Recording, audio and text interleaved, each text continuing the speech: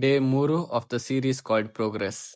As soon as I entered the gym, warm up I directly started plans attempt on the rings. The reason for this is my friend Yash. One of the worst things to happen to an athlete is to get injured and they'll be eagerly waiting to come back. ನಮ್ಮ ಹುಡುಗನ ನೋಡ್ರಿ ಪಾಪ injury ಆಗಿದೆ, ಅದಕ್ಕೆ ಏನೇನ್ ಮಾಡಬೇಕು ಕರೆಕ್ಟಾಗಿ follow ಮಾಡ್ತಾನೆ, ಅದ್ರ ಜೊತೆ ರಿಯಾಬ್ ಎಕ್ಸಸೈಸ್ ಕರೆಕ್ಟಾಗಿ ಫಾಲೋ ಮಾಡಿ ಆ ಜೊತೆ ಒಂದ್ 2 ಎಕ್ಸಸೈಸ್ ಎಕ್ಸ್ಟ್ರಾನು ಮಾಡ್ತಾನೆ.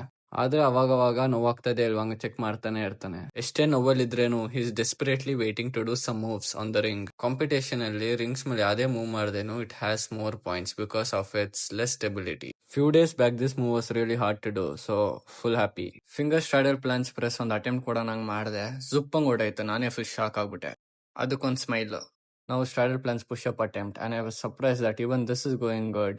ಬೆಳಿಗ್ಗೆ ಎದ್ದು ಯಾರ ಮುಖ ನೋಡಿದ್ನೋ ಏನ್ ತಿನ್ನೋ ನನಗೆ ಗೊತ್ತಿಲ್ಲ, ಫುಲ್ ಎಲ್ಲ ಕೊಡೋದು ಅಟೆಂಪ್ಟ್ಸ್ ಎಲ್ಲ ಚೆನ್ನಾಗಿ ಹೋಗ್ತಾ ಇದೆ.